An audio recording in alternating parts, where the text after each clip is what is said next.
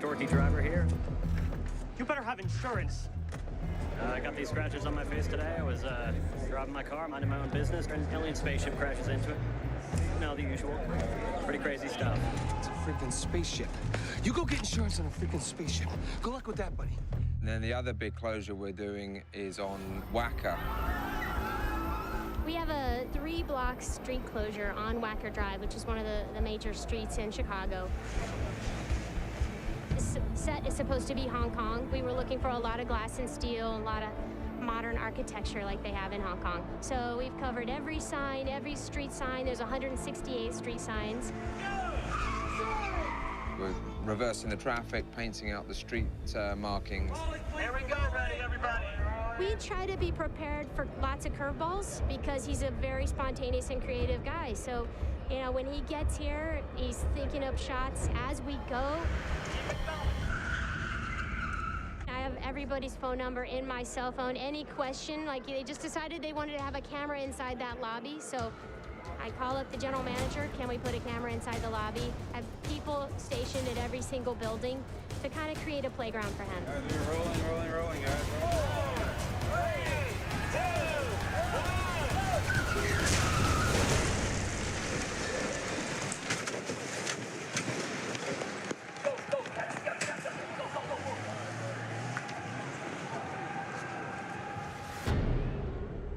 The city call it Lakeside, and it's the old US Steel site. Nothing there anymore. It's a 600-acre leveled site really close to Chicago. The only thing that remains are the iron ore walls, which were so hard and so substantial that it broke the machine that tried to take it down. That's why they're still standing. We're looking at that blue band right there. Blue band. Okay, here we go. Hey, Mark.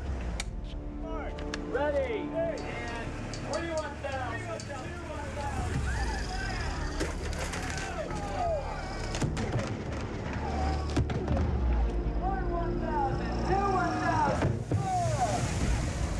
A great backlot for us to create some Hong Kong tsunami type events and have a bit of room to move. That's what I'm talking about. Woo! It's going to be action. It all starts lifting on action. You know what I'm saying? 3, 2, 1, action. The spaceship is a big giant magnet, and it's lifting all these metal things up.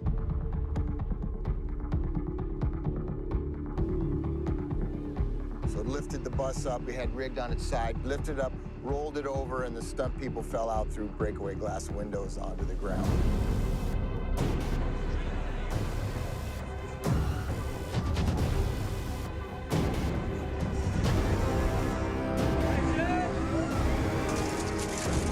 We have stunt guys falling out, and as the bus starts flipping upside down, we go right under where the door would be, so directly under the bus, and then towards another convertible where other guys are then flying out of. Oh, that's cool. It's pretty exciting stuff. You have people literally within inches, not only running by the car, but also falling on top of the car, or falling right in front of the car. So a little bit of avoidance there, plus keeping a smooth path with the camera. It's a pretty exciting deal.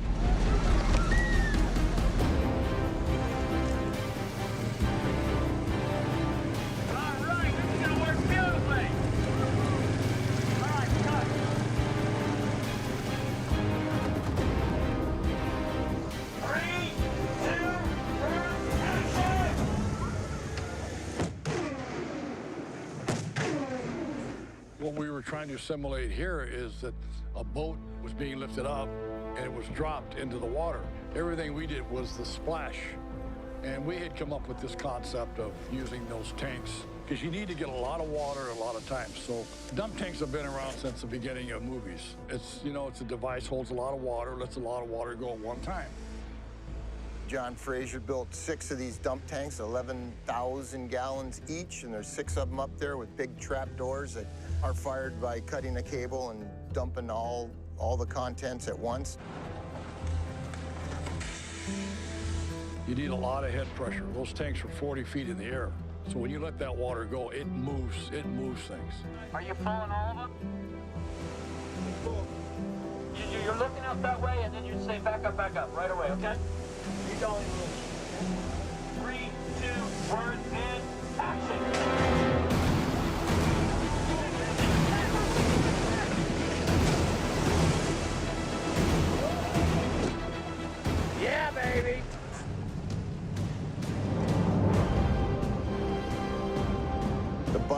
put a bunch of weights on the back top of it, and then we weakened the frame real good so that when it crushes, it accordion real flat on the ground and blew up simultaneously.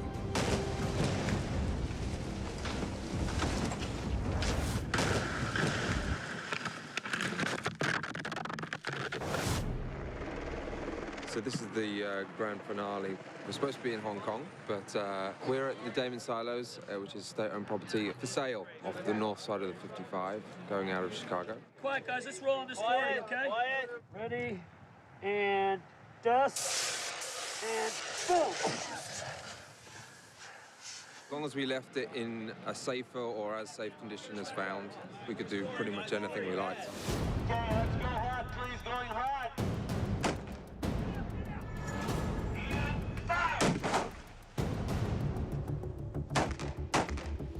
These were silos built in, I think, 1930s. Get out of here now! And Michael came in and destroyed the shit out of them.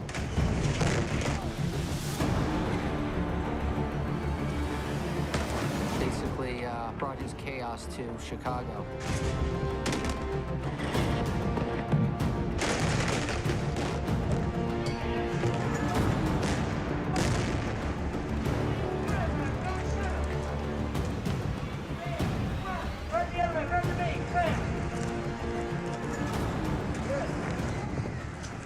Everything that we do in the movies is we're not really ever blowing anything up.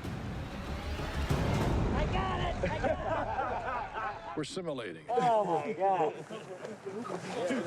Oh, my God. The helmet's filled. When we blew up the two walkways that connect the silos, that was the real deal. They did ask us if we could drop the walkways when they knew that we were interested in shooting there. It just turned into a big gag for us that's pretty big and exciting. And what happens, though, is when you're doing the real deal, that's when you really have to be careful, because that's when things fly. I wouldn't be any closer than this. That's a real heavy-duty causeway. They used to transport the grain through it on big conveyors. It's 8 feet wide, it's 10 feet high, 3 inches thick of concrete all the way through. And I had to go up with a concrete saw. We cut it in 3 places just to make sure that when it fell, it would all break away. Everybody stay out of the set. Everybody stay out of the set. All right, let's roll through the air. All right, we need to roll high moves. Roll the high moves. Then we blast it and down she falls.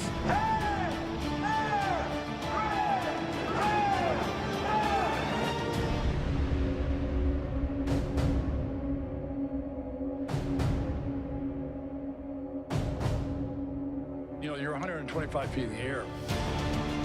You don't want to have the fire department or any of the special effects crew members to run up those stairs and put out a fire. So we ran our own sprinkler system in the whole building.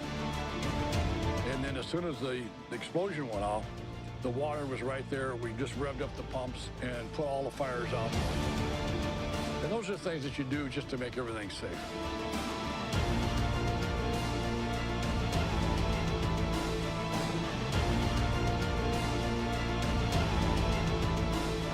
That's great. Hey, looks good. Also goes in. Let's see it again. I didn't think it was going to be that big. It's 8 a.m. and we're thinking about maybe dropping those 2 bridges. Well, where did they go? Where did they go? Somebody beat us to it.